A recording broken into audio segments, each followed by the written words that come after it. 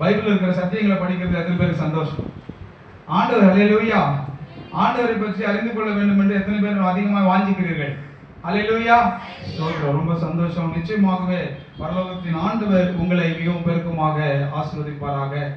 இந்த நாளில நாம சில நாட்களாக ஒரு புத்தகத்தை படிச்சுட்டு வரோம் இல்லையா? ஞாபகம் இருக்கா யாருக்காச்சும்? எதை படிச்சுட்டு வரோம்? தானியேல் புத்தகத்தை படிச்சுட்டு வரோம். எத்தனை பேருக்கு ஞாபகம் இருக்கு தானியேல் புத்தகம்? பிரைஸ் எல்லாம். தானியேல் எத்தனாவது அதிகாரத்துல படிச்சுட்டு இருக்கோம்? இப்போ நாம தானியேல் 1ஆம் அதிகாரத்தை சில வாரங்களாக நம்ம படிச்சுட்டு வரோம் இல்லையா? தானியேல் என்ற பெயருக்கு அர்த்தம் என்ன? ஆமென். தேவனே என்னுடைய நியாயாதிபதி என்று தானியேலுடைய அந்த பெயருக்கு அர்த்தமாக இருக்கிறது என்று நாம் படித்தோம் இல்லையா? இப்போ இந்த தானியேல் புத்தகத்துல பார்க்கும் பொழுது பாபிலோன் ராஜாவுக்கும் எருசலேம் நகரத்தில் வாழ்ந்த ராஜாவுக்கும் நடுவில் ஒரு யுத்தம் நடந்தது. தேவனுடைய பிள்ளைகள் எருசலேமில் இருந்தார்கள்.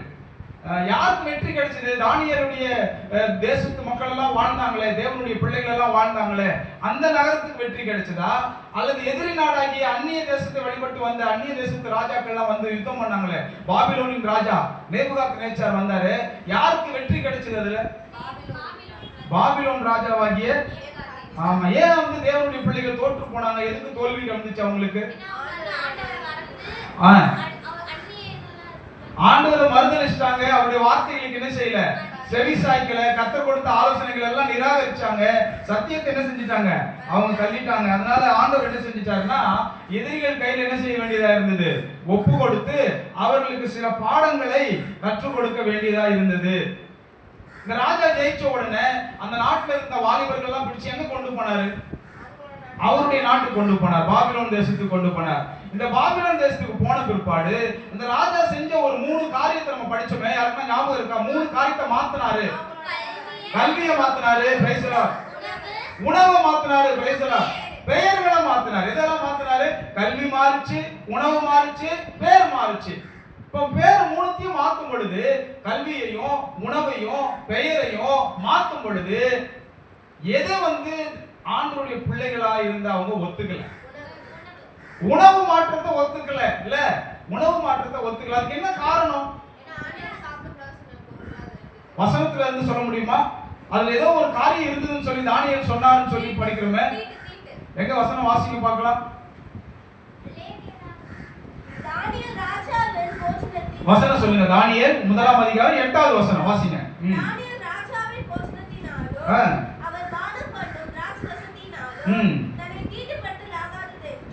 என்ன சொல்றாரா? ராஜா கொடுத்த சாப்பாடு நல்ல சாப்பாடு தான். ஆனா தானியேலுடைய பார்வையில பாத்தீங்கன்னா அந்த சாப்பாட்டுல ஏதோ ஒண்ணு இருக்குது அப்படின்றாரு. என்னன்னு கேட்டா தீட்டு இருக்குது அப்படின்னு சொல்றாரு. சாப்பாட்டுல என்ன இருக்குது? தீட்டு இருக்குது. அதை சாப்பிட்டா நான் என்ன ஆயிடுவேன்?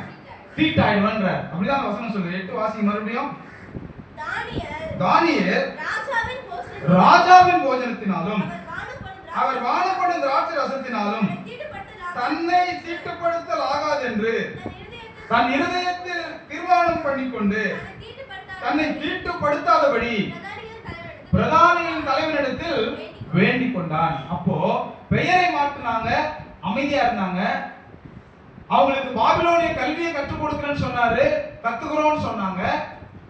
ஆனா ராஜாவுடைய உணவு, அந்த திராட்சை ரசமும் அதனோடு சேர்ந்து பரிமாறப்பட்ட விசேஷ உணவும் கொடுக்கும் பொழுது ராஜ உணவு தானே என்று சந்தோஷமாக ஏற்றுக்கொள்ளவில்லை. மாறாக தானியேல் சொல்றாரு, அந்த உணவுல தீட்டு இருக்கிறது, அந்த உணவை சாப்பிட்டா நானும் தீட்டாயிடுவேன். தீட்டுனா என்னன்னு சொன்ன ஞாபகம் இருக்கா? அசுத்தம் அல்லது அருவருப்பு. ஏதோ ஒரு அசுத்தம், ஏதோ ஒரு அருவருப்பு அந்த ஆகாரத்துல இருந்தது என்று தானியேல் கண்டார் இல்லையா?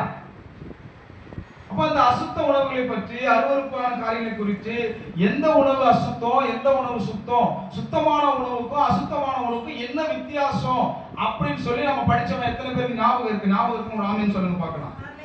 ஆமா. எந்த அதிகாரத்துல படிச்சோம்? அதை லேவியராகமம் 11ஆம் அதிகாரத்துல இருந்து அதை நாம படிச்சோம். இப்போ அந்த அதிகாரத்தை நம்ம படிச்சப்ப மிருகங்கள், சுத்தமான மிருகங்களுக்கு என்ன அடையாளம் சொல்லுங்க? விரிகுழம்பு. கால்ல விரிகுழம்பு இருக்கும், வாய் என்ன செய்யும்? அசை போடுகிற மிருகம். அப்ப அசை போடணும். ஒரு மிருகத்தை நம்ம சாப்பிடுறதா இருந்தா அந்த மிருகத்துடைய வாயை பார்க்கணும். அந்த மிருகம் அசை போட வேண்டும். அதனுடைய காலை பார்க்கணும். அந்த கால் என்னவா இருக்கும்? கால்கள் விரிந்து இருக்கும், விரிகுளம்பா இருக்கும். ஷூ மாதிரி இருக்க கூடாது, விரிந்து இருக்கணும். அந்த விரிகுளம்பு இருக்க வேண்டும். சரி, நம்ம இது ஒத்துக்கிறோம். மிருகங்களை போலவே நிறைய பேர் இப்ப கடல் உணவு தான் ரொம்ப ஆசைப்படுறோன்னு. கடல் உணவுல எதெல்லாம் சாப்பிடலாம்? செதில் இருக்கணும், சிறகு இருக்கணும். சிறகும் செதிலும் இல்லைன்னா அது என்ன செய்யக்கூடாது? சாப்பிடக்கூடாது. நம்ம ஏற்கனவே பார்த்தோன்னே, நண்டுக்கு சிறகு இருக்குதா? செதில் இருக்குதா? நண்டுக்கு செதில் கிடையாது. இறாலுக்கு செதில் இருக்குதா? கிடையாது. கடமான் ஒன்று சொல்லுவாங்க இந்த ஊர்ல, அதுக்கு செதில் இருக்குதா? கிடையாது. நிறைய மீன் இருக்குது. நம்ம நிறைய மீன் பட்டியல் பார்த்தோம். சுறா, நிறைய விஷயம் பார்த்தோன்னா சுறா மீன் நிறைய பேர் விரும்பி சாப்பிடுறாங்க. சுறா மீனுக்கு செதில் இருக்குதா? கிறுக்கு மீனுக்கு செதில் இருக்குதா? ஆண்டு சொல்றாரு அதெல்லாம் எப்படிப்பட்ட உணவா? அசுத்தமான உணவு, தீட்டான உணவு. அந்த உணவை சாப்பிட்டா என்ன ஆயிடுவோம்? நம்ம தீட்டுப்பட்டு விடுவோம் என்று. இதனாலதான் என்ன செய்யறாங்க? தானியேல் அந்த உணவை சாப்பிட்டோம்னா நாம தீட்டாயிடும் சொல்லிட்டு அவங்க என்ன செய்யல? அந்த தீட்டான உணவை சாப்பிடல. ஏன்னா ராஜாக்களுக்கு படைக்கப்படுகிற அந்த உணவுல இப்படி பல்வேறு தீட்டான மிருகங்களை எல்லாம் என்ன செய்வாங்க? அவங்க சமைச்சு கொடுப்பாங்க. ரெண்டாவது, அவங்க கொண்டு வருகிற உணவுகளை அவங்களுடைய தேவர்களுக்கெல்லாம் பலி செலுத்தி அதை படைச்ச பிற்பாடு தான் கொண்டு வந்து இவங்களுக்கு பரிமாறுவாங்க. அந்த ரெண்டு விஷயமும் அவங்க அந்த சாப்பாடை என்னவா மாத்திடுதான்? தீட்டாக மாற்றி விடுகிறது. அல்லேலூயா. அதனால அவங்க என்ன செய்யல? அதை சாப்பிடல அப்படின்னு சொல்லி நம்ம பார்க்கிறோம்.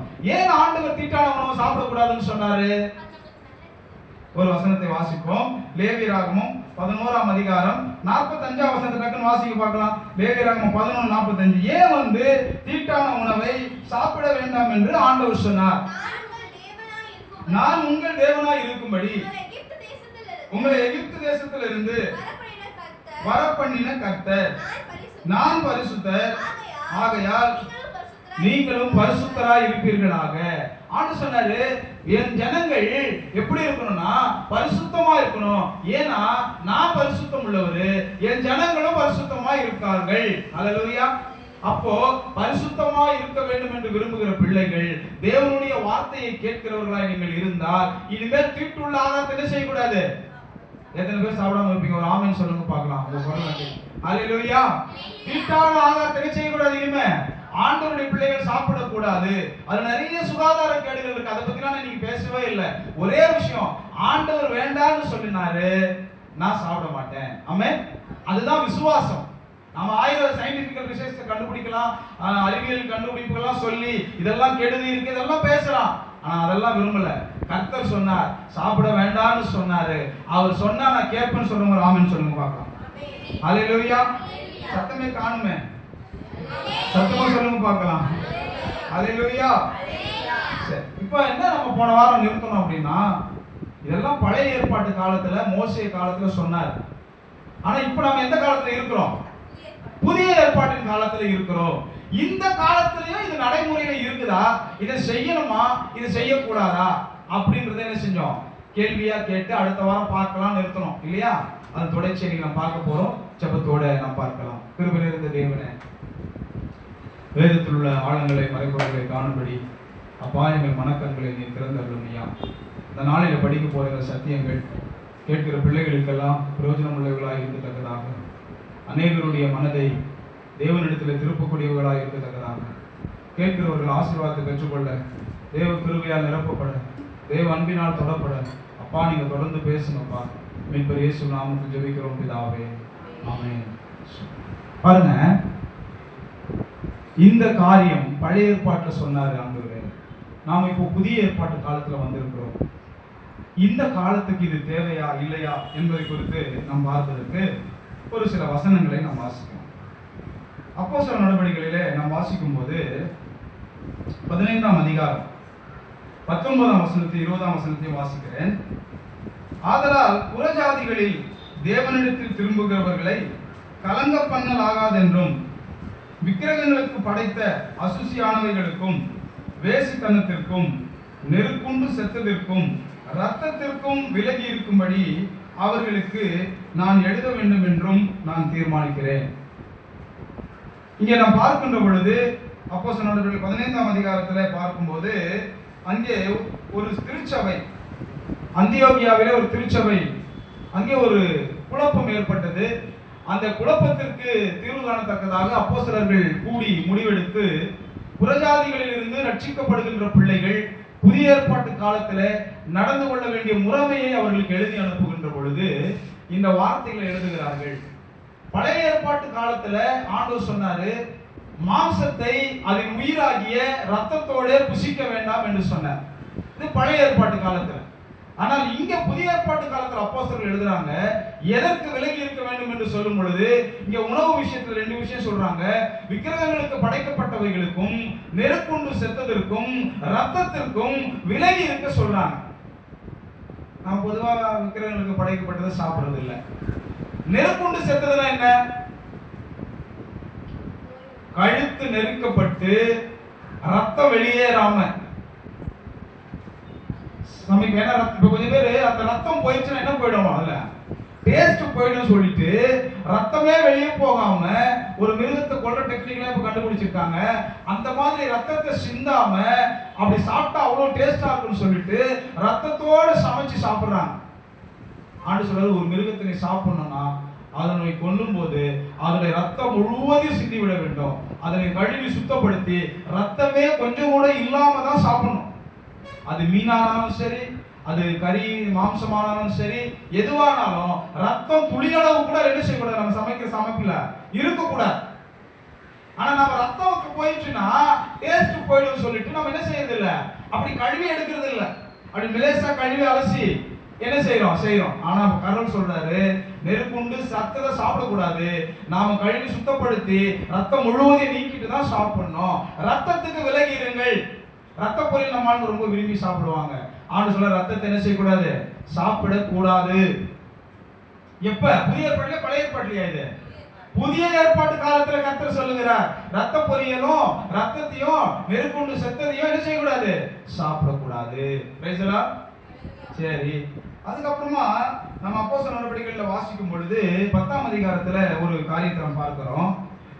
கொர்நேலியுவுக்கு ஆண்டவர் ஒரு தரிசனம் கொடுக்கிறாரு. அந்த தரிசனத்துல பேதுருவை போய் நீ அழைத்து கொண்டு வாப்பா, அவர் உனக்கு வேண்டியதெல்லாம் சொல்லுவாருன்னு சொல்லி ஒரு தேவ தூதன் கொர்நேலியுவுக்கு தரிசனமாகி சொல்றார். கொர்நேலியு என்ன செய்யறாரு, பேதுருவை கண்டுபிடித்து தன் வீட்டுக்கு அழைத்து வரும்படி தன் வீட்டுல இருக்க முக்கியமான ஒரு 2 பேரையும், அவங்க கூட ஒரு காவல் போர் சேவகன், கர்த்தருக்கு பயப்படுற ஒரு மனுஷனையும் 3 பேராய சேர்த்து என்ன செய்யறாரு, அனுப்பி விடுறார். யோப்பா பட்டணத்துக்கு அனுப்புறார். அப்போ அவங்க தேடிக்கிட்டு பேதுரு எங்கிறாரு வீடு வீடா கண்டுபிடிச்சு அவங்க வீட்டுக்கு போகும் பொழுது சரியா பசி நேரம், மத்தியான சாப்பாட்டு நேரம். பேதுருக்கு பயங்கரமான பசி ஆனா சாப்பாடு ரெடியாக, சாப்பாடு ஆயத்தம் பண்ணி கொண்டு இருக்கிறாங்க.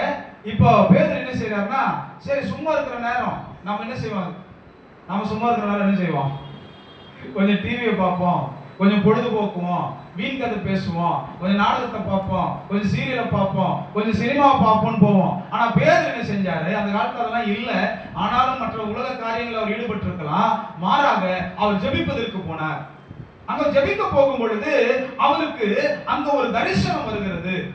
அந்த தரிசனத்தை பார்த்துட்டு நீ நிறைய தேவனுடைய பிள்ளைகள் என்ன நினைக்கிறாங்கன்னா, ஆண்டவர் பழைய ஏற்பாட்டுல இதெல்லாம் கொடுத்தாரு உண்மைதான், ஆனா புதிய ஏற்பாட்டுல பேதுருக்கு இப்படி ஒரு தரிசனம் கொடுத்ததுனால இனிமே எல்லாம் சுத்தமாயிடுச்சு, ஏன்னா ஆண்டவர் எல்லாத்தையும் சுத்தமாக்கிட்டாரு அப்படின்னு சொல்லி நம்புகிற நம்பிக்கையுடைய தேவ பிள்ளைகள் இருக்கிறாங்க. நாம கூட சில நேரத்தில் அப்படிதான் இருந்தோம். ஆனா வேதத்தை வாசிக்கும் பொழுதுதான் தெரிகிறது. இப்ப நம்ம படிக்கலாம், இன்னைக்கு அந்த படிக்கிற அந்த பகுதியை நம்ம படிக்கும் போது சாப்பாட்டை பத்திய தரிசனமா இல்ல வேற எதையாச்சும் பத்திய தரிசனமான்றது இப்ப நம்ம கண்டுபிடிக்க போறோம். எத்தனை பேர் கண்டுபிடிக்க வாஞ்சியா இருக்கிறீங்க? ஒரு ஆமென் சொல்லுங்க பார்க்கலாம். சரி, அப்போஸ்தலர் 10ஆம் அதிகாரத்துக்கு வாங்க. பொறுமையாக நிதானமாக இந்த வசனங்களை நாம் வாசிக்கலாம். மறுநாளிலே 9ஆம் வசனத்திலிருந்து நான் வாசிக்கிறேன். அப்போஸ்தலர் 10ஆம் அதிகாரம் 9ஆம் வசனத்திலிருந்து, மறுநாளிலே அவர்கள் பிரயாணப்பட்டு அந்த பட்டணத்துக்கு சமீபித்து வருகையில், அந்த 3 பேர் அனுப்புனார் இல்லையா கொர்நேலியு, அவங்க வராங்க. பேதுரு 6ஆம் மணி நேரம்னா எவ்வளவுங்க, சரியா பகல் 12 மணி நேரம், 6 காலை 6 மணி நேரம், 6 மணி நேரம் 12 மணி நேரம், மதியானம் 12 மணி நேரத்துல ஜெபம் பண்ணும்படி மேல் வீட்டில் ஏறினான். பேதுரு எங்க போறாரு, ஜெபம் பண்றதுக்கு போனார். அவன் மிகுந்த பசி அடைந்து சாப்பிட மனதா இருந்தான். அதற்கு அவர்கள் ஆயத்தம் பண்ணுகையில் அவன் ஞான திருஷ்டி அடைந்து, ஞான திருஷ்டினா என்னது, ஒரு தரிசனத்தை பேதுரு பார்க்கின்றார். 11ஆம் வசனம். வானம் திறந்திருக்கிறதாகவும் 4 முனைகளும் கட்டப்பட்ட பெரிய துப்பட்டியை போல ஒரு விதமான கூடு தன்னிடத்தில் இறங்கி தரையில் விடப்பட்டிருக்கிறதாகவும். தரிசனத்துல என்ன பார்க்கிறாரு? ஒரு கூடு ஒண்ணு காண்பிக்கப்படுகிறது. அது வானத்திலிருந்து இறங்கி வருகிறது. 4 முனையும் கட்டப்பட்டிருக்கிறது. சரிதானா? 12ஆம் வசனம். அதிலே பூமியில் உள்ள சகல விதமான 4 கால் ஜீவன்களும், சகல விதமான 4 கால் ஜீவன்மா பல என்ன இருக்குது? அதுல சுத்தமானதும் இருக்குது, அசுத்தமானதும் இருக்கிறது. ரைட்டுங்களா? காட்டு மிருகங்களும் ஊரும் பிராணிகளும் இருக்குது. அதுல என்ன இருக்குது? ஊருகின்ற பிராணிகளும் ஆகாயத்து பறவைகளும் இருக்கிறதாகவும் கண்டான். அல்லாமலும் பேதுருவே எழுந்திரு, அடித்து புசி என்று அவனுக்கு சொல்லும் ஒரு சத்தம் உண்டாயிற்று. பாருங்க, தரிசனத்தை பார்த்துட்டு இருக்கிறாரு. ஒரு கூடு வந்து இறங்குது. அந்த கூட்டுல பூமியில இருக்கிற எல்லா மிருகங்களும் இருக்குது, ஊரும் பிராணிகள் இருக்குது, பறவைகள் இருக்குது. அவர் பார்த்து கொண்டிருக்கும் பொழுது ஒரு சத்தம் வருது, பேதுருவே அடித்து புசி என்று சத்தம் வருது. அதுக்கு பேதுரு என்ன சொல்றாரு? 15ஆம் வசனம், 14ஆம் வசனம். அதற்கு பேதுரு, அப்படியல்ல ஆண்டவரே, தீட்டும் அசுத்தமுமாய் இருக்கிற யாதொன்றையும் நான் ஒரு காலம் புசித்ததில்லை என்றான். இவர் என்ன செய்யறாரு? தானியேலுடைய பாலிசியை ஃபாலோ பண்றார். எப்ப? இந்த புதிய ஏற்பாட்டு காலத்துல ஃபாலோ பண்ணிட்டு இருக்கிறார். என்ன செய்யறார்? நான் எந்த தீட்டான மிருகத்தையும் நான் என்ன செய்யல, புசித்ததே கிடையாது ஆண்டவரேன்னு சொல்றார். ரைட்டா? அப்ப ஆண்டவர் என்ன சொல்றாரு? 15ஆம் வசனம். அப்பொழுது தேவன் சுத்தமாக்கினவைகளை நீ தீட்டாக எண்ணாதே. என்ன சொல்றாரு? தேவன் சுத்தமாக்கினவைகளை நீ தீட்டாக எண்ணாதே என்று அவனுக்கு எண்ணாதே என்று 2ஆம் தரமும் சத்தம் அவனுக்கு உண்டாயிற்று. நீ வந்து தீட்டானதை சாப்பிடலன்னு சொல்ற, ஆனா தேவன் அதெல்லாம் என்ன செஞ்சிட்டாரு? சுத்தமாக்கிட்டாரு. இனிமே நீ அதை என்ன செய்யாத, தீட்டாக நினைக்காதேன்னு சொல்ற. ரைட்டுங்களா? 16ஆம் வசனம். 3ஆம் தரமும் அப்படியே உண்டாயிற்று. பின்பு அந்த கூடு திரும்ப வானத்துக்கு எடுத்துக்கொள்ளப்பட்டது. அந்த கூடி மறுபடியும் எங்க வந்துச்சு? இறங்கி வந்துச்சு. திரும்பி எங்க போயிடுச்சு? வானத்துக்கே போயிடுச்சு. இப்போ இதை பார்க்கும் பொழுது, இதை கேட்கும் பொழுது, இந்த வசனத்தை மேலோட்டமா பார்த்தோம் அப்படின்னு சொன்னா இது வெறுமனே உணவு பத்திய ஒரு தரிசனத்தை போலதான் இருக்குது. இவங்களை இப்ப இது அந்த கொடுக்கப்பட்டதுடைய நோக்கம் என்ன, ஏன் இந்த ஆண்டவர் எனக்கு காமிச்சாரு அப்படின்றத பேதுரு சொல்றார். பேதுரு எங்க சொல்றாரு? 10ஆம் அதிகாரம் 28ல நீங்க பாத்தீங்கன்னா, இது உணவை பற்றிய தரிசனமா அல்லது வேறு காரியத்தை பற்றிய தரிசனமா என்பதை தெரிந்து கொள்ளலாம். 28ஆம் வசனத்தை வாசிக்க பார்க்கலாம். அவர்களை நோக்கி அந்நிய ஜாதியானோடு கலந்து அவனிடத்தில் போக்குவரவாய் இருப்பது யூதனுக்கு விலக்கப்பட்டிருக்கிறது என்று நீங்கள் அறிந்திருக்கிறீர்கள். அப்படி இருந்தும் எந்த மனுஷனையும் தீட்டுள்ளவன் என்றும் அசுத்தம் உள்ளவன் என்றும் நான் சொல்லாதபடிக்கு தேவன் எனக்கு காண்பித்திருக்கிறார். எதை காட்டினாரு? கொர்நேலியு வீட்டுல இருந்து 3 பேர் இவரை தேடிட்டு வராங்க. வீட்டு வாசலுக்கு வந்துட்டாங்க.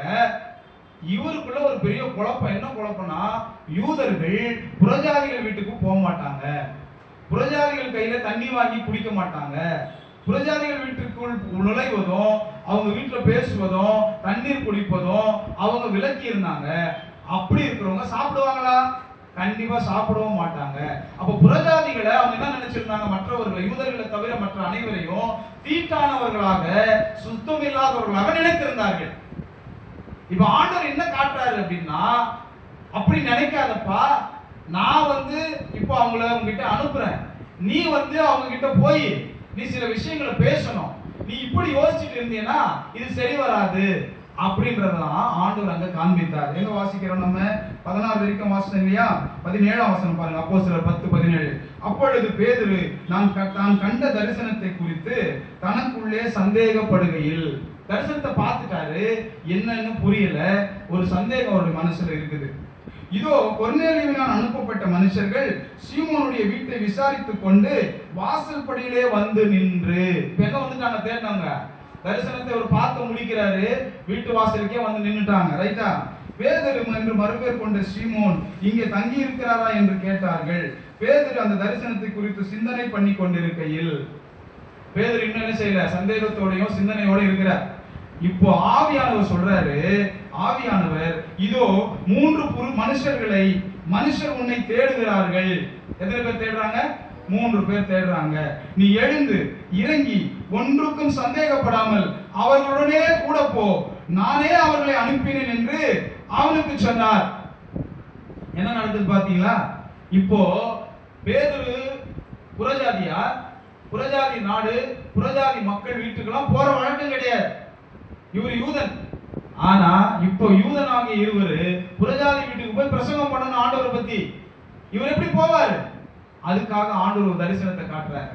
அதுதான் பேதுரு சொல்றாரு, நான் புறஜாதி வீட்டுக்கு போறது வரது இல்லை, எங்களுக்கு விலக்கு இருக்குது, அதனால நான் வரமாட்டேன். ஆனா எந்த மனுஷனையும் தீட்டுள்ளவன் என்றும் அசுத்தன் என்றும் சொல்லாதபடிக்கு தேவன் இப்பதான் எனக்கு தரிசனத்துல என்ன செஞ்சாரு? காண்பித்திருக்கிறார். இந்த தரிசனம் உணவை பற்றிய தரிசனமா இல்ல மனுஷங்களை பத்தி தரிசனமா? நீங்க சொல்லுங்க பார்க்கலாம், சத்தமா சொல்லுங்க பார்க்கலாம். யாரை பத்தி தரிசனம் இது? மனுஷரை பற்றிய தரிசனம். சரி, இந்த ஒரு வசனத்தை வச்சு எப்படி முடிவு செய்ய முடியுங்க? எனக்கு இன்னும் குழப்பம் தீரல. இது இதெல்லாம் பழைய ஏற்பாட்டு காலத்து காரியம் தான், புதிய ஏற்பாட்டுல க்ளோஸ் ஆயிடுச்சு, முடிஞ்சிருச்சுங்க அப்படி நீங்க நினைக்கலாம். இந்த தரிசனத்தை நாம புரிந்து கொள்ள வேண்டும் என்பதற்காகவே மறுபடியுமாக 11ஆம் அதிகாரத்திலே ஆண்டவர் இதை எழுதியிருக்கிறார். அப்போஸ்தலர் 11ஆம் அதிகாரம் எப்படி தொடங்குது பாருங்க. புறஜாதியாரும் தேவ வசனத்தை ஏற்றுக்கொண்டார்கள் என்று யூதேயாவில் இருக்கிற அப்போஸ்தலர் எல்லாரும் சகோதரரும் கேள்விப்பட்டார்கள். புறஜாதிகளுக்கு போய் இவங்க சுவிசேஷத்தை அறிவிக்கிற செய்தியை கேள்விப்பட்ட பொழுது பேதுரு எருசலேமுக்கு திரும்பி வந்தபோது, இப்ப பேதுரு பல இடங்களுக்கு போனாரு, ஊழியம் பண்ணாரு, எங்க திரும்பி வராரு? எருசலேமுக்கு திரும்பி வராரு. அப்படி வரும்போது அங்க என்ன நடக்குது? விருத்த சேதனம் உள்ளவர்கள், யூதர்கள் எல்லாருமே விருத்த சேதனம் பெற்றவர்கள். இந்த விருத்த சேதனம் பெற்றவர்கள் விருத்த சேதனம் பெறாதவர்களோடு எந்த காரியத்தையும் கலந்து கொள்ள மாட்டார்கள். தண்ணீர் கூட வாங்கி குடிக்க மாட்டாங்க, சொன்னல ஏற்கனவே அப்படிப்பட்டவங்க. இப்போ அவங்க பேதுரு இடத்துல கேள்வி கேட்கிறாங்க. விருத்த சேதனம் உள்ளவர்கள் அவனை நோக்கி, விருத்த சேதனம் இல்லாத மனுஷரிடத்தில் நீர் போய் அவர்களோட போஜனம் பண்ணினீர் என்று அவனோட வாக்குவாதம் பண்ணினார்கள். என்ன வாக்குவாதம் பண்றாங்க பாத்தீங்களா? நீ எப்படி போகலாம்? அவங்க வீட்டுக்கு நீ எப்படி போகலாம்? அவங்க வீட்டுல எப்படி தண்ணி குடிக்கலாம்? அவங்க வீட்டுல எப்படி நீ சாப்பிடலாம்? அப்படின்னு சொல்லி என்ன செய்யறாங்க? வாக்குவாதம் செய்யறாங்க. 4ஆம் வசனம். அதற்கு பேதுரு காரியத்தை முதலில் இருந்து வரிசையாய் அவர்களுக்கு விவரிக்க தொடங்கி, நான் யோப்பா பட்டணத்தில் ஜெபம் பண்ணி கொண்டிருந்த போது, இப்ப மறுபடியும் அந்த தரிசனத்தை பேதுரு விளக்கமா சொல்றார். ஞான திருஷ்டி அடைந்து ஒரு தரிசனத்தை கண்டேன். அது என்னவென்றால் 4 முனைகளும் கட்டப்பட்ட பெரிய துப்பட்டியை போல ஒரு கூடு வானத்திலிருந்து என்னிடத்தில் இறங்கி வந்தது. அந்த காட்சியை சொல்றார். அதிலே நான் உற்று பார்த்து கவனிக்கிற போது பூமியில் உள்ள 4 கால் ஜீவன்களையும் காட்டு மிருகங்களையும் ஊரும் பிராணிகளையும் ஆகாயத்து பறவைகளையும் கண்டேன். அதுல இருக்கிற மிருகங்கள் எல்லாம் பார்க்கிறாரு. 4 கால் மிருகங்கள் எல்லாம் இருக்குது, ஊரும் பிராணிகள் இருக்குது, பறவைகள் இருக்குது, பல்வேறு மிருகங்கள் இருக்குது. 7ஆம் வசனம். அல்லாமலும் பேதுருவே எழுந்திரு, அடித்து புசி என்று என்னுடனே சொல்லுகிற சத்தத்தை கேட்டேன். அந்த சத்தம் நான் என்ன செஞ்சேன்? பேதுருவே அடித்து புசி என்கிற சத்தம் எனக்கு கேட்டது. உடனே அதற்கு நான், ஆண்டவரே அப்படி அல்ல, தீட்டும் அசுத்தமாய் இருக்கிற யாதொன்றும் ஒரு காலம் என் வாய்க்குள்ளே போனதில்லை என்றேன். 2ஆம் தரமும் வானத்திலிருந்து சத்தம் உண்டாகி, தேவன் சுத்தமாக்கினவைகளை நீ தீட்டாக எண்ணாதே என்று மறுமொழி சொல்லிற்று. இப்படி 3 தரம் சம்பவித்த பின்பு எல்லாம் வானத்திற்கு திரும்ப எடுத்துக்கொள்ளப்பட்டது. 3 முறை இந்த மாதிரி ஒரு காட்சியை நான் பார்த்தேன். அந்த காட்சி ஒரு கூடு, அந்த கூட்டுக்குள்ள எல்லா விதமான மிருக ஜீவன்கள் இருந்தது, எல்லாம் இருந்துச்சு. எல்லாத்தையும் நான் பார்த்தேன். எல்லாத்தையும் பார்த்த பொழுது ஆண்டவர் அதை அடித்து புசின்னு சொன்னாரு. நான் சொன்னேன், தீட்டும் அருவருப்புமானதை நான் சாப்பிட்டதே இல்லைன்னு சொன்னேன். ஆண்டவர் சொன்னாரு, தேவன் சுத்தமாக்கினதை நீ அசுத்தமாக எண்ணாதேன்னு சொன்னாரு. 3 தரம் இப்படியே சொன்னார். எத்தனை முறை அந்த தரிசனம் பார்த்தாரு? பரலோகத்துல சத்தம் எத்தனை முறை வந்துச்சு? 3 தரம் வந்துச்சு. ரைட்டா? அதுக்கப்புறம் என்ன நடந்தது? உடனே 11ஆம் வசனம். உடனே செசரியாவிலிருந்து என்னிடத்திற்கு அனுப்பப்பட்ட 3 மனுஷர் நான் இருந்த வீட்டுக்கு முன்னே வந்து நின்றார்கள். நான் ஒன்றுக்கும் சந்தேகப்படாமல் அவர்களோட கூட போகும்படி ஆவியானவர் எனக்கு கட்டளையிட்டார். யார் கட்டளையிட்டது? பேதுருவுக்கு ஆவியானவர் கட்டளையிட்டார். சொல்லிட்டு சகோதரராகி இந்த 6 பேரும் என்னோட வந்தார்கள். அந்த மனுஷனுடைய வீட்டுக்குள் பிரவேசித்தோம். அப்போ ஆண்டவர் அந்த தரிசனத்தை கொடுத்ததுடைய நோக்கம் என்னவென்றால், யூதர்களுக்கும் புறஜாதிகளுக்கும் இருந்த பிரிவினை சுவரை நான் தகர்த்து எறிந்து விட்டேன். ஏனென்றால் நாம் வேதத்தில் வாசிக்கிறோம், கலாத்தியர் புத்தகத்தில் வாசிக்கின்ற பொழுது 3ஆம் அதிகாரத்தில் வாசிக்கிறோம், ஆண்டவருடைய பிள்ளைகள் கிறிஸ்து இயேசுவுக்குள் இருக்கின்ற பொழுது எப்படிப்பட்ட ஒரு மாற்றம் உருவாகிறது என்று சொல்லி பார்க்கிற பொழுது வேதவசனம் சொல்லுகின்றது. கலாத்தியர் 3ஆம் அதிகாரம் 28ல, யூதன் என்றும் கிரேக்கன் என்றும் இல்லை, அடிமை என்றும் சுயாதீனன் என்றும் இல்லை, ஆண் என்றும் பெண் என்றும் இல்லை, நீங்கள் எல்லாரும் கிறிஸ்து இயேசுவுக்குள் ஒன்றாயிருக்கிறீர்கள். நீங்கள் கிறிஸ்துவனுடையவர்கள், கிறிஸ்துவர்கள் ஆனால் ஆபிரகாமின் சந்ததியாரும் வாக்குத்தத்தத்தின்படியே சுதந்திரராயும் இருக்கிறீர்கள். அல்லேலூயா. அப்போ புதிய ஏற்பாட்டு காலத்தின் பிள்ளைகள் ஆண்டவர் இந்த இடத்துல பேசுகிற காரியம் என்னவென்றால், அவர் ஆதாரத்தை குறித்து இங்க பேசவில்லை, மாறாக மனிதர்களை குறித்து அவர் பேசுகின்றார். அல்லேலூயா. மனிதர்கள் இனி பிரிவுக்கு உண்டானவர்கள் கிடையாது. இனி யூதன் என்றும் கிரேக்கன் என்றும் வித்தியாச வேறுபாடு கிடையாது. எல்லாரையும் நான் பரிசுத்தமாக்கி இருக்கிறேன். ஆகவே யூதனாகிய நீ புறஜாதியார் வீட்டுக்கு சென்று என்னுடைய நாமத்தை குறித்தும் சத்தியத்தை குறித்தும் உபதேசிப்பதற்கு நீ பயப்பட வேண்டாம், நீ சந்தேகப்பட வேண்டாம், நீ கலங்க வேண்டாம். அவர்களையும் நான் பரிசுத்தமாக்கி இருக்கிறேன் என்று ஆண்டவர் பேதுருவுக்கு தரிசனத்தின் மூலமாக விளங்க பண்ணினார். அல்லேலூயா. அசுத்தமான உணவை சாப்பிடுன்னு சொல்லி ஆண்டவர் என்ன செய்யல? பாகக்காய் இப்ப கசக்குது இல்லையா? சிருஷ்டிப்புக்கு முன்னாடி கசந்து இருக்குமா, இல்ல அது இனிப்பா இருந்திருக்குன்னு நினைக்கிறீங்களா?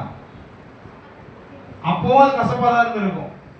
என்ன, எல்லாமே ஆண்டவர் படைத்திருக்கிற அனைத்துமே ஆசீர்வாதத்திற்காக படைத்திருக்கிறார். ஒவ்வொன்றையும் ஒரு நோக்கத்தோடு படைத்திருக்கிறார். அந்த நோக்கம் நிறைவேறுவதற்காக நம்மை உருவாக்கி இருக்கிறார். அப்படி என்று சொல்லும் பொழுது தேவன் இந்த அசுத்தமான காரியங்களை தொட வேண்டாம், இந்த அசுத்தமான விலங்குகளை புசிக்க வேண்டாம், அது எவ்வளவுதான் ருசிகரமானதாக இருந்தாலும் நம்ம என்ன செய்யக்கூடாது, அதை தொடவும் அருவருக்க வேண்டும் என்று புதிய ஏற்பாட்டு காலத்திலும் தேவன் கட்டளை கொடுத்திருக்கிறார். அல்லேலூயா.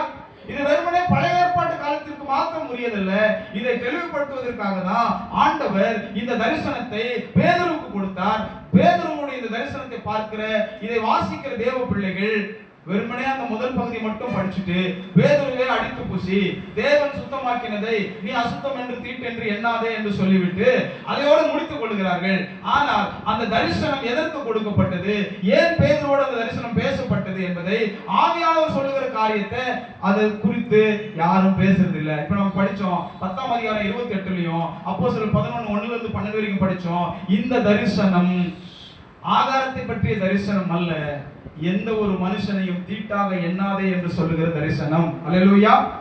இன்றைக்கும் கூட யூதர்களைப் போலவே இன்றைக்கும் புதிய ஏற்பாட்டு காலத்துல மிகப்பெரிய தேவனுடைய மனிதர்கள் என்று சொல்லுகிறவர்கள் கூட அதே போன்ற வேறுபாட்டை பார்க்கிறார்கள். உயர்ந்த ஜாதி, தாழ்ந்த ஜாதி, நான் உயர்ந்த குலத்தில் பிறந்தவன், நீ தாழ்ந்த குலத்தில் பிறந்தவன், பல்வேறு ஜாதி வேறுபாடுகள், பல்வேறு ஜாதி பிரிவினைகள், உயர்வு தாழ்வு ஏற்றம் தாழ்வுகள், கருப்பர் வெள்ளையர் என்ற பிரிவு வெளிநாடுகளில் இருக்கிறது போல நம்ம நாட்டில் பல்வேறு ஜாதி பிரிவினைகள், உயர்ந்தவன் தாழ்ந்தவன், இவன் கீழானவன் இவன் மேலானவன் என்று சொல்லி பிரித்து வைத்திருக்கிறார்கள். கர்த்தருடைய வார்த்தை சொல்லுகிறது, ஆண்டவர் எல்லா மனுஷரையும் ஒரே இரத்தத்தினால் தோன்ற பண்ணினார். அல்லேலூயா. ஆகவே எல்லாருக்கும் தேவனானவர், எல்லாரையும் படைத்தவர், வானத்தையும் பூமியையும் படைத்த தேவன் நமக்கு ஆதாமையும் ஏவாளையும் முற்பிதாக்களாய் உருவாக்கி அவர்கள் மூலமாய் சந்ததிகள் பிரிக்கப்பட்டு நம்ம எல்லாரும் வாழ்ந்து வளர்ந்து கொண்டிருக்கிறோம், இந்த உலகத்திலே வாழ்ந்து கொண்டிருக்கிறோம். நமக்குள்ளே ஜாதி பிரிவினைகள் கூடாது என்பதை தான் அன்றைக்கு பேதுருவுக்கு தரிசனத்தின் மூலமாக தேவன் உணர்த்தினார். பேதுரு அதை உணர்ந்து கொண்டார், உடனே கீழ்ப்படிந்தார், உடனே புறஜாதி வீட்டுக்கு புறப்பட்டு போனார். ஆனால் இன்றைக்கு சத்தியத்தை நாம் பல காலம் வாசிக்கிறோம், வேதத்தை எவ்வளவு காலம் வாசிக்கிறோம், ஆனா மத்த ஜாதியோட கலக்கிறது இல்ல, மத்த ஜாதியோட திருமணம் செய்யறது இல்ல, அடுத்தவனை தாழ்த்து பேசுறது, அடுத்தவங்க வீட்டுல போய் தண்ணி குடிக்கிறது இல்ல, அடுத்தவன் வந்து கீழாவே பார்க்கிறது, இவன் கீழ் ஜாதி நான் மேல் ஜாதி, அவன் கீழானவன் நான் மேலானவன் என்ற பிரிவினை அந்நியர்களிடத்தில் இருக்கலாம், ஆண்டவரை தெரியாதவர்களிடத்தில் இருக்கலாம். ஆனால் ஆண்டவரை அறிந்தவர்கள் கூட இந்த ஜாதி வெறியால் அலைந்து கொண்டிருக்கிறார்கள். ஜாதி வெறி பிடித்தவர்கள் பரலோகத்தில் பிரவேசிக்க முடியாது. அதனாலதான் பவுல் சொன்னாரு, பேதுரு சொன்னார், ஆண்டவரே நான் சுத்தமானவன், ஆண்டவரே அசுத்தமானவன் நான் புசித்தது கிடையாது, ஒரு காலம் புசித்தது கிடையாது சொன்னாரு. அப்ப ஆண்டவர் சொன்னாரு, எப்பா நீ சுத்தமானவன் சொல்லி ஒத்துக்கிறேன், ஆனா அடுத்தவனே நான் பரிசுத்தப்படுத்தி இருக்கிறேன், அடுத்தவனே சுத்தமாக்கி இருக்கிறேன், அவனே சுத்தமானவன் நீ சொல்லாத. யாரையும் நாம் பிரிச்சு பார்க்கக்கூடாது, உயர்ந்தவனும் தாழ்ந்தவனும் என்று நாம் சொல்லக்கூடாது. தேவன் எல்லாரையும் உருவாக்கி, எல்லாரும் மனுஷங்க தான், எல்லாருக்கும் ஒரே ரத்தம் தான் ஓடுது, எல்லாரையும் கடவுளுடைய சாயல் தான் படைச்சிருக்கு. அதனால யாரையும் ஒதுக்கி வைக்கவோ தள்ளி வைக்கவோ உயர்ந்தவன் தாழ்ந்தவன் சொல்வதற்கு கூடாது என்பதுதான் இந்த தரிசனத்துடைய நோக்கம். இந்த நோக்கத்தை மறந்துவிட்டு உணவை கர்த்தர் கொடுத்துட்டாரு, நான் எல்லாத்தையும் சாப்பிடுவேன், நான் பன்னியை சாப்பிடுவேன், நான் எலியை சாப்பிடுவேன், நான் கடமன் சாப்பிடுவேன், நான் சொரா சாப்பிடுவேன், நான் நண்டு சாப்பிடுவேன். சாப்பிடுங்கள். கர்த்தருடைய வார்த்தை யாருக்கு கேட்க மனசு இல்லையோ சாப்பிடுங்கள். ஏன் சாப்பிடக்கூடாது? என்ன ஆகும்? ஒரு சில வசனங்களை நான் வாசிக்கிறேன். அதுக்கு முன்னாடி பரலோகத்துக்கு நம்மளாம் போகணும் ஆசைப்படுறோம். எத்தனை பேருக்கு ஆசை? அந்த ஆசை. அல்லேலூயா. உண்மையா சொல்லுங்க, சும்மா கை தூக்க கூடாது, சரியா? உண்மையா கை கீழே போட்டுருங்க. இப்ப சொல்லுங்க, உண்மையா பரலோகத்துக்கு நான் போகணும் அப்படின்னு உண்மையா கை தூக்க பார்க்கணும். அல்லேலூயா. ரொம்ப சந்தோஷம். கர்த்தர் நம்மை ஆசீர்வதிப்பார். பரலோகத்துல இங்க நான்வெஜ் சாப்பிடுற மிருகங்கள்லாம் என்ன சாப்பிடும் தெரியுமா? மிருகங்கள்லாம் பரலோகத்துல என்ன சாப்பிடும்? யாருக்கு தெரியும்? ஒரு வசனத்தை வாசிக்கலாமா? ஏசாயா 65ஆம் அதிகாரம் 25ஆம் வசனத்தை வாசிக்கலாம். ஏசாயா 65 25 வாசிக்க பார்க்கலாம். என்ன சாப்பிடும்? பரலோகத்துல மிருகங்கள் என்ன சாப்பிடும்? 25 ஓனாயும் ஆட்டுக்குட்டியும் ஒருமித்து மேயும். பரலோகத்துக்கு போகும்போது ஓனாயும் ஆட்டுக்குட்டி என்ன செய்யுமா? ஒருமித்து மேயும். சிங்கம் மாட்டை போல. எப்பா பரலோகத்துல சிங்கம் என்ன சாப்பிடுமா? சிங்கமே வைக்கோல சாப்பிடுதுங்க. அல்லேலூயா. வாசிங்கம்மா. புழுதி சர்ப்பத்துக்கு இரையாகும். என் பரிசுத்த பர்வதம் எங்கும் அவைகள் தீங்கு செய்வதும் இல்லை, கேடு உண்டாக்குவதும் இல்லை என்று கர்த்தர் சொல்லுகிறார். எனக்கு அன்பான தேவ பிள்ளைகளே, பரலோகத்துக்கு போற சிங்கமே வெஜிடேரியனா மாற போகுதுங்க. ஆமென். அல்லேலூயா. சரி, இப்ப கேள்வி, நான் அருவருப்பானதை சாப்பிட்டா எனக்கு என்ன நடக்கும்? கர்த்தர் வரும்பொழுது நான் சாப்பிட்டுட்டே இருக்கிறேன். நான் எலியை சாப்பிட்றேன், புலியை சாப்பிட்றேன், சிங்கத்தை சாப்பிட்றேன். இப்போ நம்ம சொன்ன நிறைய அருவருப்பான உணவு லிஸ்ட் நிறைய சொன்னார் ஆண்டவர். எல்லாத்தையும் சாப்பிட்றேன். பன்னிக்கறி ரொம்ப டேஸ்டா இருக்குன்னு சாப்பிட்றேன்னு வச்சுப்போம். யாரா நல்லா அதுதான் நல்லா போட்டதான் குழம்பு நல்லா டேஸ்டா வருதுன்னு சாப்பிட்றோம்னு வச்சுப்போமே. இதெல்லாம் அருவருப்புன்னு சொல்லிட்டார் ஏசப்பா. இதை சாப்பிட்டா என்ன ஆகும்? ஒரு வசனத்தை வாசிக்கலாம். ஏசாயா 66ஆம் அதிகாரம். இந்த 66ஆம் அதிகாரம் ஆண்டவருடைய 2ஆம் வருகையை பற்றி பேசுகிற ஒரு அதிகாரம்.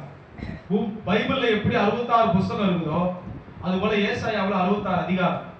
இந்த 66 அதிகாரத்துல சுவிசேஷம் இருக்கிறது, எச்சரிப்பு இருக்கிறது, வீழ்கை இருக்கிறது, மனந்திரும்புதல் இருக்கிறது, எல்லாவற்றின் முடிவாக பரலோகத்தை குறித்த காட்சி இருக்கிறது. இந்த ஏசாயா 66 பரலோகத்தை குறித்த பெரிய காட்சிகளாக இருக்கிறது. ஏசாயா முடிவு போது நெருங்க நெருங்க பரலோகத்தை சம்பந்தப்படுத்தி பேசுகிற ஒரு அற்புதமான அதிகாரங்கள். இப்போ இதுல பார்க்கிறோம் 15ஆம் வசனத்துல வாசிக்கின்ற பொழுது ஏசாயா 66:15 இதோ தம்முடைய கோபத்தை உக்கிரமாகவும் தம்முடைய கடிந்து கொள்ளுதலை அக்கினி ஜுவாலையாகவும் செலுத்த கர்த்தர் அக்கினியோடும் வருவார். எதை பத்தி பேசுது? 2ஆம் வருகை பத்தி பேசுது. பெருங்காற்றை போன்ற தம்முடைய ரதங்களோடும் வருவார். கர்த்தர் அக்கினியினாலும் தமது பட்டயத்தாலும் மாம்சமான எல்லாரோடும் வழக்காடுவார். கர்த்தரால் கொலை உண்டவர்கள் அநேகராய் இருப்பார்கள். வருகை நாளில துன்மார்க்கர் அநேகர் கொல்லப்படுவார்கள். இப்ப நம்ம சப்ஜெக்ட் போறோம். இப்ப நம்ம சப்ஜெக்ட் அருவருப்பானதை சாப்பிட்டா நான் கர்த்தருடைய வசனத்துக்கு கீழ்ப்படியாமலே இந்த அருவருப்பான உணவு பதார்த்தங்களை சாப்பிட்டுக்கிட்டே இருந்தால் என்ன நடக்கும்? 17ஆம் வசனம். தங்களை தாங்களே பரிசுத்தப்படுத்திக் கொள்ளுகிறவர்களும் தோப்புகளின் நடுவிலே தங்களை தாங்களே ஒருவர் பின் ஒருவராய் சுத்திகரித்துக் கொள்ளுகிறவர்களும் பன்றி இறைச்சியையும் அருவருப்பானதையும் எதை சாப்பிடக்கூடாது? பன்றி இறைச்சி. அருவருப்பானதுன்னா எல்லாம் வந்துருது. நம்ம சாப்பிட்டபடி நம்ம பார்த்தபடி இந்த இரு குழம்பு இருக்கணும், வாய் அசை போடணும், சிறகும் செதிலும் இல்லாதது, பறவை எல்லாம் பெரிய லிஸ்ட் கொடுத்துருக்கிறார். அத்தனை அருவருப்பையும் சாப்பிட்டவர்கள் அந்த ஒரே வார்த்தை அடக்கிட்டார். அருவருப்பானதையும் எலியையும் சாப்பிடுகிறவர்களும் ஏகமாய் சங்கரிக்கப்படுவார்கள். என்ன செய்வாங்க? ஏகமாய் சங்கரிக்கப்படுவார்கள் என்று கர்த்தர் சொல்லுகிறார். அல்லேலூயா. என்ன செய்வாங்களா? ஏகமாய் சங்கரிக்கப்படுவார்கள். யாரெல்லாம்? அருவருப்பானதை சாப்பிடுகிறவர்கள். கர்த்தருடைய வருகையில சங்காரம் செய்யப்படுவார்கள். என்ன அர்த்தம்? அழிக்கப்படுவார்கள், நிர்மூலமாக்கப்படுவார்கள், தேவனாலே அவர்கள் கைவிடப்படுவார்கள், அவர்கள் நித்தியத்தை இழந்து விடுவார்கள், பரலோகத்தை இழந்து விடுவார்கள், இயேசுவை தரிசிக்கிற பாக்கியத்தை இழந்து விடுவார்கள், பரலோக ராஜ்யத்துக்கு செல்ல முடியாது. அல்லேலூயா. இது யார் சொல்றது? அந்த வார்த்தை கடைசி வார்த்தை வாசிக்க பார்க்கலாம். கடைசி லைன் வாசிக்க பார்க்கலாம். ஏகமாய் சங்கரிக்கப்படுவார்கள் என்று கர்த்தர் சொல்கிறார். அல்லேலூயா. யார் சொல்றது அந்த வார்த்தையை? கர்த்தர் சொல்கிறார். ஏகமாய் சங்கரிக்கப்படுவார்கள் என்று மனிதர்கள் சொல்லவில்லை, கர்த்தருடைய வார்த்தை சொல்லுகிறது. அருவருப்பானதை, எலியை, பன்றி இறைச்சியை சாப்பிடுகிற யாவரும் ஏகமாய் சங்கரிக்கப்படுவார்கள் என்று ஆண்டவர் சொல்லுகின்றார். அப்போ ஆண்டவராகிய இயேசு கிறிஸ்துவை யாரெல்லாம் சந்திக்கணும்னு ஆசைப்படுறீங்களோ அவங்க எதை சாப்பிட மாட்டாங்க? இந்த மாதிரி அருவருப்பான உணவுகளை சாப்பிட மாட்டார்கள். அல்லேலூயா. ஏன் ஆண்டவர் சாப்பிட மாட்டாரு? ஏன் அவங்க சங்கரிக்கப்படுற நிலைமைக்கு போறாங்க? அதுக்கான ஒரு காரணத்தை நாம் வேதாகமத்தில் வாசிக்கிறோம். 1 கொரிந்தியர் 3ஆம் அதிகாரத்துல 16வது வசனத்தை பாருங்கள். 1 கொரிந்தியர் 3ஆம் அதிகாரம் 16ஆம் வசனத்துல வேதம் சொல்லுகிறது, நீங்கள் தேவனுடைய ஆலயமாய் இருக்கிறீர்கள் என்றும் தேவனுடைய ஆவி உங்களில் வாசமாய் இருக்கிறார் என்றும் அறியாது இருக்கிறீர்களா? நாம என்னவா மாறணும்? ஆண்டவர் ஆசைப்படுறாரு, ஆண்டவருடைய ஆலயமாக மாற வேண்டும். எத்தனை பேருக்கு ஆலயமா மாறணும்னு ஆசை? ஆலயமா மாறணும்னு ஆசைப்படுறவங்க அருவருப்பானது, அசுத்தமானது என்ன செய்ய மாட்டாங்க? அவங்க சாப்பிட மாட்டாங்க. அல்லேலூயா. 17ஆம் வசனம் சொல்லுகிறது, ஒருவன் தேவனுடைய ஆலயத்தை கெடுத்தால் அவனை தேவன் கெடுப்பார். தேவனுடைய ஆலயம் பரிசுத்தமாய் இருக்கிறது, நீங்களே அந்த ஆலயம். ஆண்டவர் நம்மையே ஆலயமாக மாற்ற வாஞ்சிக்கிறார். நம்ம ஆலயமா இன்னும் மாறலையே. நமக்குள்ள அசுத்தமோ அருவருப்போ இப்படிப்பட்ட காரியங்கள் செஞ்சுக்கிட்டே இருந்தோம்னா அந்த இடம் சுத்தமே ஆகாது. சுத்தம் இல்லாத இடத்துல ஆண்டவர் என்ன செய்ய முடியாது? தங்க முடியாது. தானியேல் ஏன் அந்த அருவருப்பான உணவை சாப்பிட வேணாம் முடிவெடுத்தார்னா, எனக்குள்ள என் தேவன் தங்கி இருக்கிறார், என் தேவன் தங்கி இருக்கிற இந்த ஆலயத்துல நான் அசுத்தத்தை கொண்டு வந்து போட்டால் இது அசுத்தமாகிவிடும், அப்பொழுது ஆண்டவர் என்னை விட்டு விலகி சென்று விடுவார். தானியேலை குறித்து வாசிக்கும் பொழுது தானியேல் 6ஆம் அதிகாரத்துல அவனுக்குள்ள ஒரு விசேஷித்த ஆவி இருந்ததுன்னு வாசிக்கிறோம். ஆவியானவர் அவனுக்குள்ள தங்கி இருந்தாரு. ஏன் அப்படின்னா அவன் கடைசி வரைக்கும் தன் மாம்சத்தை அசுத்தப்படுத்திக் கொள்ளவே இல்லை, தன் மாம்சத்தை அசுத்தப்படுத்திக் கொள்ளவே இல்லை. ஆண்டவருடைய வார்த்தைக்கு கீழ்ப்படிந்து அவன் ஆண்டவருடைய பிள்ளையா வாழ்ந்தான். கடைசி வரைக்கும் அசுத்தமான உணவை சாப்பிடல. அவன் தேவன் தனக்குள் தங்கணும்னு ஆசைப்பட்டதுனால தன்னை முழுவதும் பரிசுத்தமாய் காத்துக் கொண்டான். அல்லேலூயா. ஆனா இன்றைக்கு நம்முடைய நாவுக்கும் உணவின் இச்சைக்கும் ஆசைப்பட்டு அசுத்தமான உணவுகளை சாப்பிட்டு ஆண்டவருடைய பிள்ளைகளா இருக்கிற நாம அசுத்தங்களை வாரி நம்முடைய வாய்க்குள்ள போடும் பொழுது நமக்குள்ள இருக்கிற ஆண்டவரே நம்ம விட்டு வெளியே போயிடுவாரு. நமக்குள்ள இருக்கிற ஆண்டவர் நம்ம விட்டு வெளியே போயிட்டாரு. ஆண்டவர் இல்லாம நம்ம வாழ்ந்தோம் சொன்னா பல்வேறு தீமையான வழியில நடந்து கடைசியில பரலோகத்தை இழந்துருவோம். ஆண்டவர் உங்களுடைய சரீரம் தேவனுடைய ஆலயமா இருக்கிறது. அந்த ஆலயத்தில் அசுத்தமான உணவை நீ சாப்பிட்டு உன் ஆலயத்தை நீ கெடுத்த சொன்னா ஆண்டவரே உன்னை கெடுப்பார்னு சொல்லியிருக்கிறார். 17ஆம் வசனம் சொல்லுது, ஒருவன் தேவனுடைய ஆலயத்தை கெடுத்தால் தேவன் அவனை கெடுப்பார். அல்லேலூயா.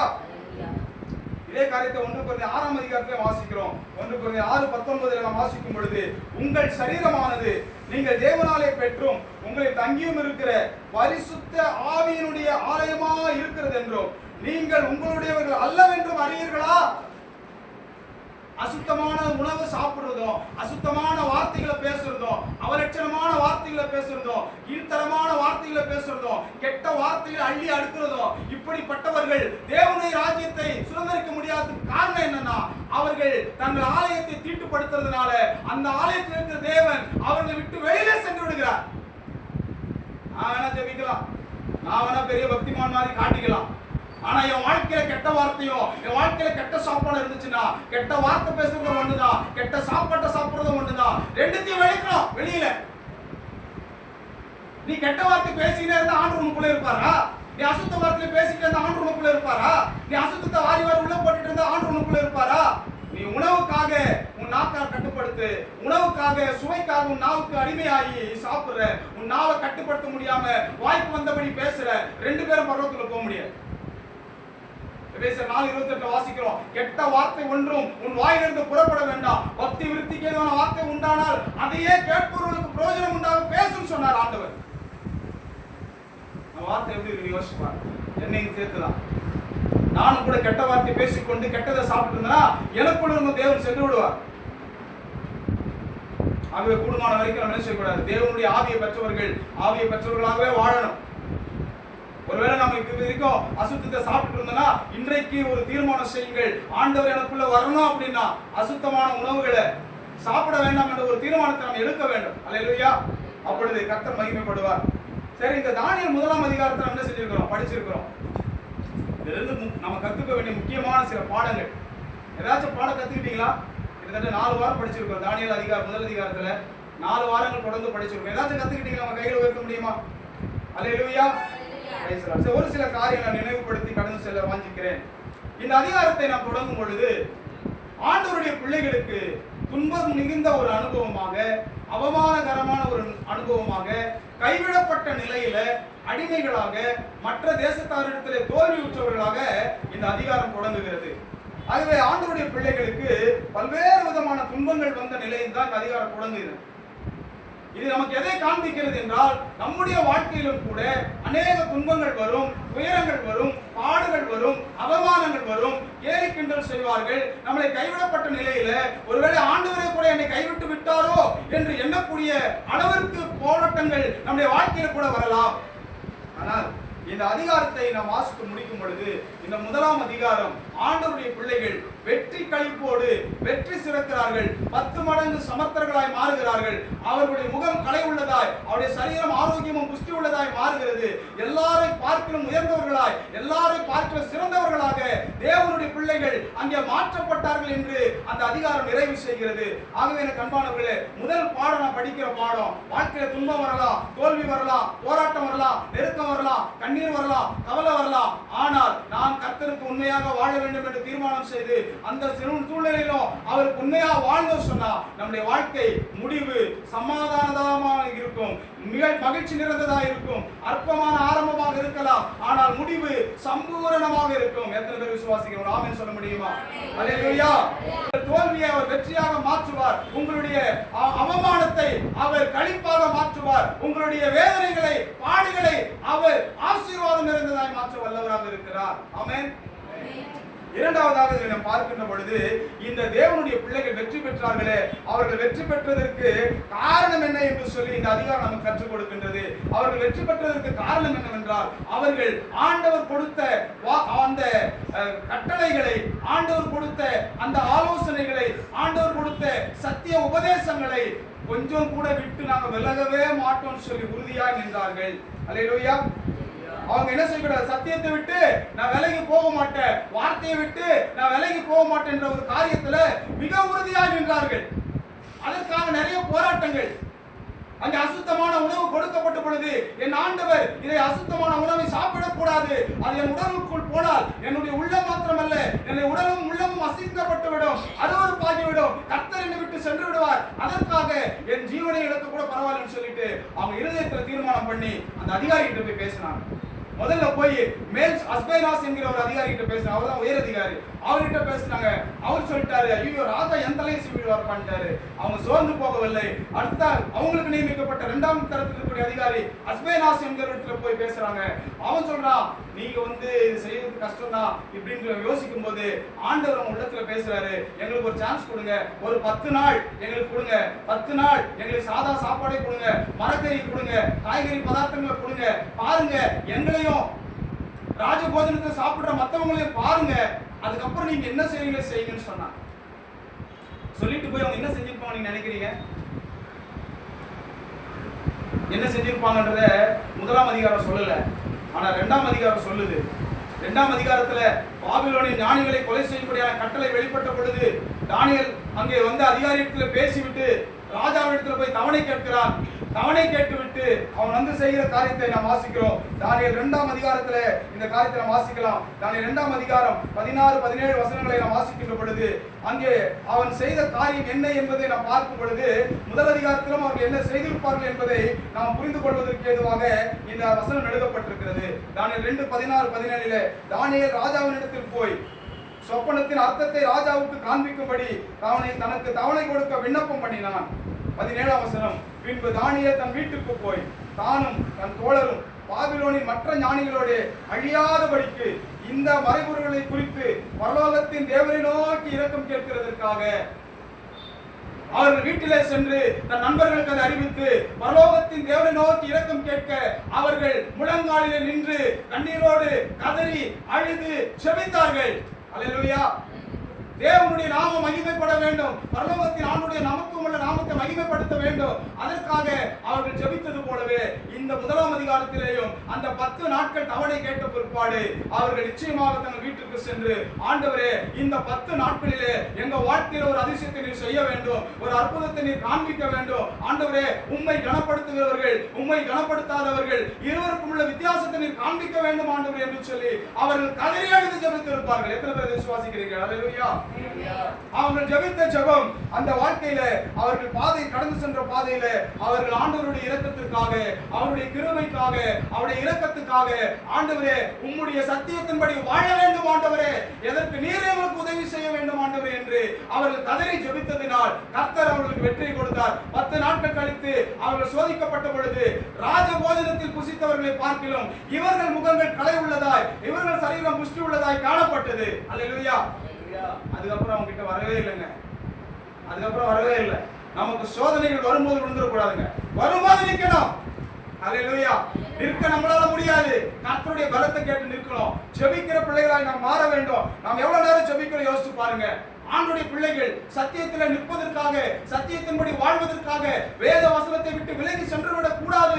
கர்த்தருடைய வார்த்தையை உறுதியாய் பற்றிக்கொள்ள வேண்டுமே என்று, ஆண்டவரே என்னால் முடியலையே, நான் பலவீனமா பாண்டமா இருக்கிறேனே, உம்முடைய வார்த்தையின்படி நிற்க வாழ ஜெபிக்க எனக்கு பலன் தாரும் ஆண்டவரே என்று கதறி ஜெபிக்கிற அனுபவம் நம்மிடத்தில் இருக்கிறதா?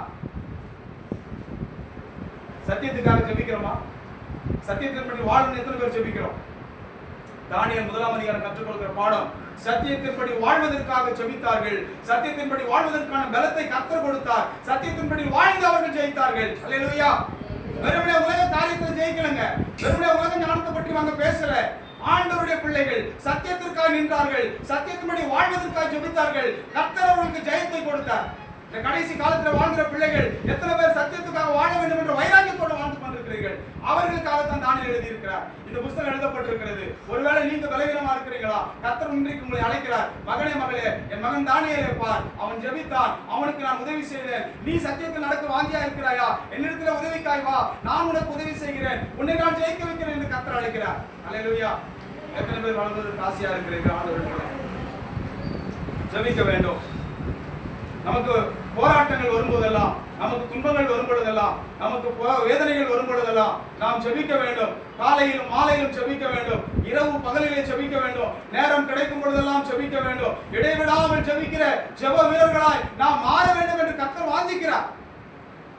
காலையில எழுந்த உடனே முதல்ல போய் அவர் பாதத்தில் அமர்ந்து ஜெபிக்க வேண்டும், அவருக்கு துதியை செலுத்த வேண்டும், அவருக்கு ஸ்தோத்திரங்களை செலுத்த வேண்டும், அவர் நாமத்தை உயர்த்த வேண்டும், அவர் பாதத்திலே நம்முடைய பாவங்களை அறிக்கை செய்ய வேண்டும், அவர் செய்த நன்மைகளை நன்றியோடு ஸ்தோத்திரம் பண்ணி ஜெபிக்க வேண்டும். அவருக்கு நன்றி சொல்லி முடித்த பிற்பாடு நம்முடைய தேவைகளை, நம்முடைய போராட்டங்களை, நம்முடைய கஷ்டங்களை, நம்முடைய மன துயரங்களை, வாழ்க்கையின் பாடுகளை, வியாதிகளை, பலவீனங்களை, குடும்பத்திலே கர்த்தர் என்னெல்லாம் உங்களுக்கு செய்யணும்னு நீங்க ஆசைப்படுறீங்களோ அத்தனை காரியத்தையும் விசுவாசத்தோடு கேட்டு ஜெபிக்கணுங்க.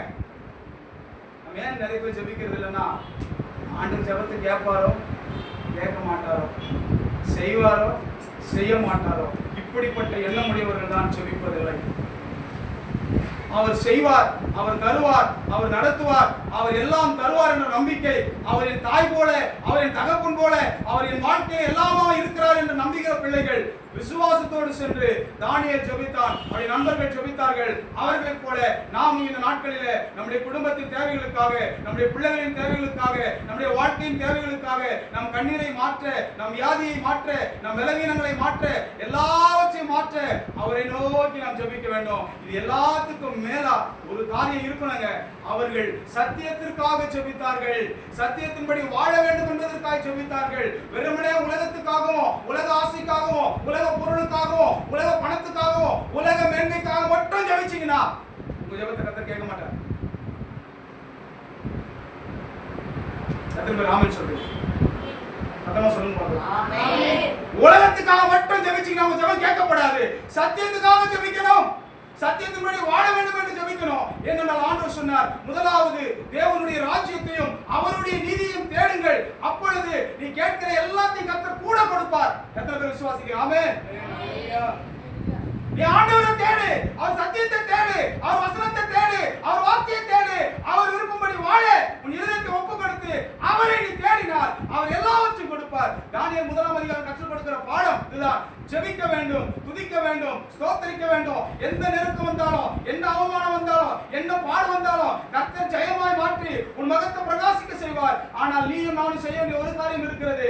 ஆண்டவருக்கு ஒப்பு கொடுத்து, அவர் சத்தியத்திற்கு ஒப்பு கொடுத்து, அவர் சித்தத்தின்படி வாழ நம்மை பூரணமாய் அர்ப்பணிக்கும் பொழுது ஆண்டவர் நம்ம இழந்து போன எல்லாவற்றையும் நமக்கு கொடுப்பார். சகல ஆசீர்வாதத்தை தந்து சத்தியத்தின்படி வாழ்வதற்கான பலத்தை கொடுப்பார். தானியேலை தேவன் உயர்த்தினார். தானியேலுடைய நண்பர்களை உயர்த்தினார்.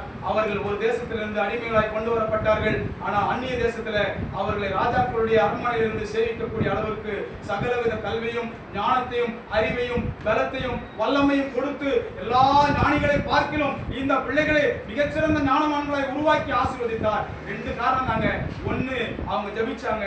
2வது, அவங்க ஜெபம் சுயநலத்துக்கான ஜெபம் இல்லை, தேவ சித்தத்தை நிறைவேற்றுவதற்கான ஜெபமாக இருந்தது. நீங்களும் நானும் ஜெபிக்கிறோமா பாருங்க. முதல்ல ஜெபிக்கிற நாம தேவ சித்தத்தை நிறைவேற்றுவதற்காக ஜெபிக்கிறோமா பாருங்க.